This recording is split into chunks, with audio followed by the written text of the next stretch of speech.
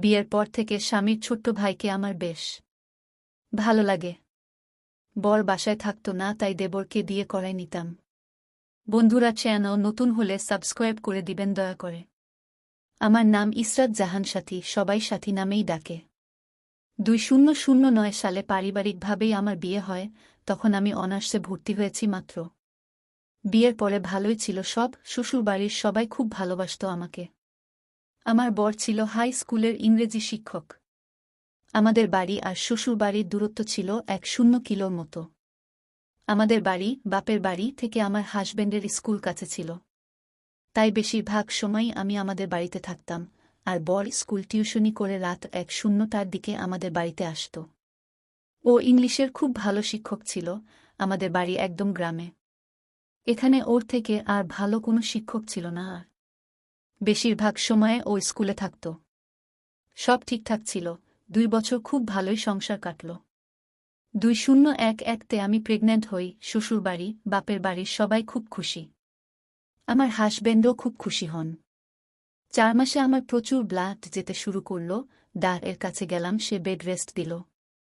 চলে এলাম বাপের বাড়ি একেবারের জন্য। বেবি হওয়ার পরে যাব এই প্ল্যান করেই চলে এলাম।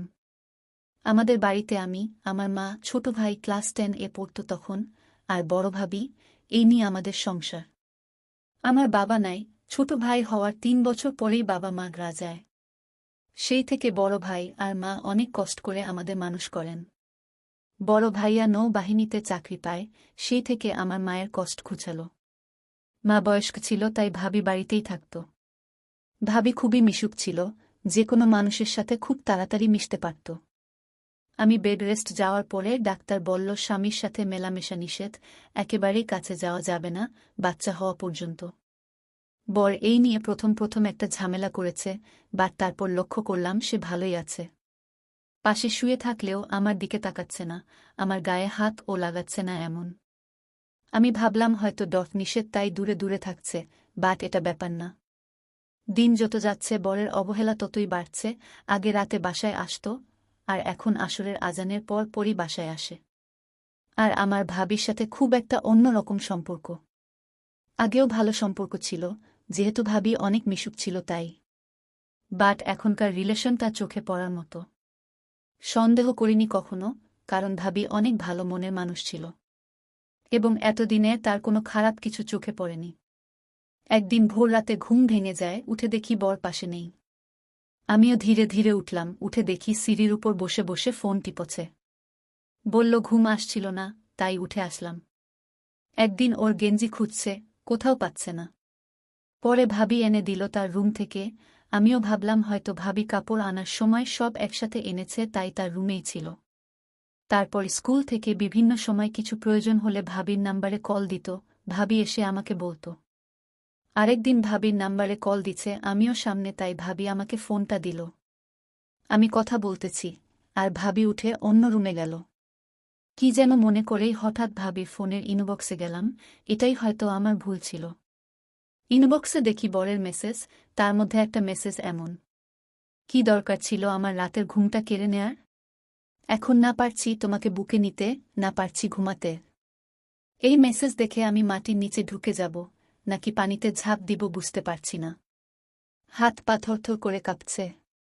নিঃশ্বাস বন্ধ হয়ে যাচ্ছে, মনে হচ্ছিল মিনিটের মধ্যে আমি পাথর হয়ে গেছি। ভাবতেছি এটা কিভাবে সম্ভব, আবার মেসেজটা পড়ছি। বারবার নাম্বারটা মিলাচ্ছি, বাট একই জিনিস চোখের সামনে। কিন্তু সত্যিটা আমি মেনে নিতে পারছি না। এটা কোনোভাবেই যে মেনে নেয়া যায় না। প্রেশার বেড়ে গেল, শ্বাসকষ্ট শুরু হলো। মা চিৎকার দিয়ে বলছে আমার মেয়েটা কেমন জানি করতেছে। তোমরা কে কোথায় আছো? সবাই এসো।